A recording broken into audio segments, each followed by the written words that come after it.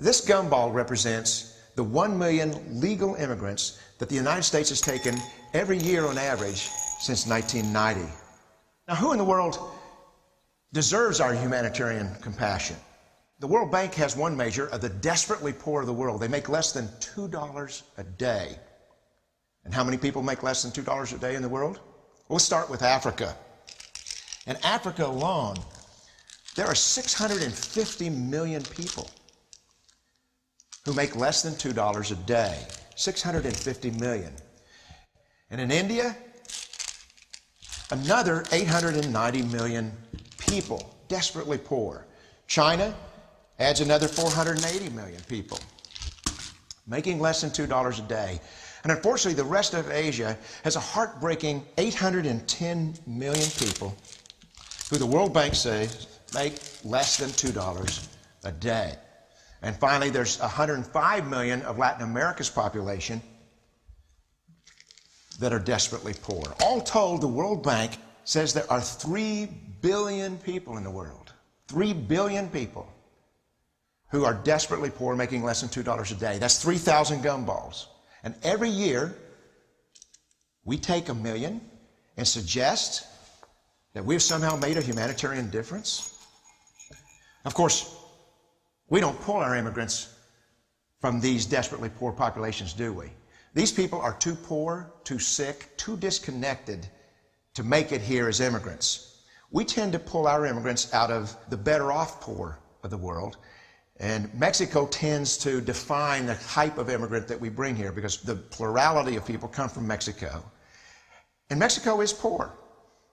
How many people in the world live in countries that have average incomes lower than that of Mexico? And the World Bank tells us that that number is these 3 billion plus another 2.6 billion people. 5.6 billion people in the world who live in countries with average incomes below that of Mexico. That's 5,600 gumballs. And so what is it that the elites are telling us? They're telling us that when we take this 1 million immigrants,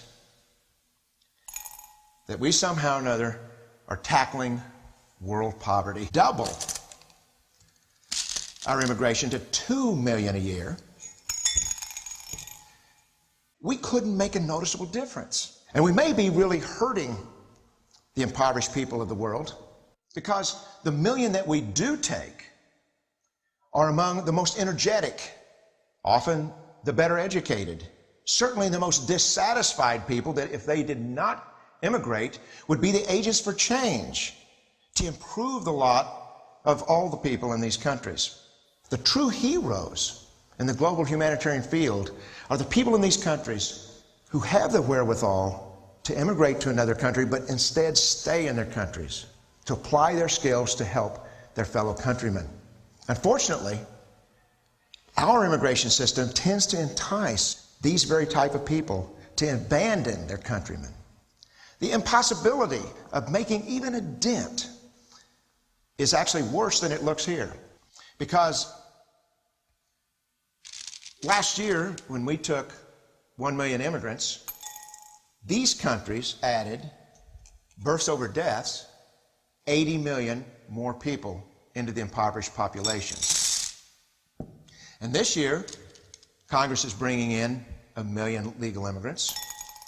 And this year, according to the United Nations, these countries are expected to add another 80 million people.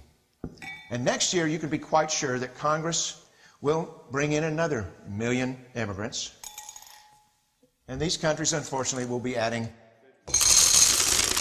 another 80 million people into these impoverished nations. We could take 5 million a year, but we'd never get ahead of what's happening in these countries. Not in this century. Don't you see? Immigration can never be an effective or significant way to deal with the suffering people of the world. They have to be helped where they live. 99.9% of them will never be able to immigrate to a rich country. There's no hope for that. They have to bloom where they're planted. The only place that 99.9% of these people can be helped is where they live.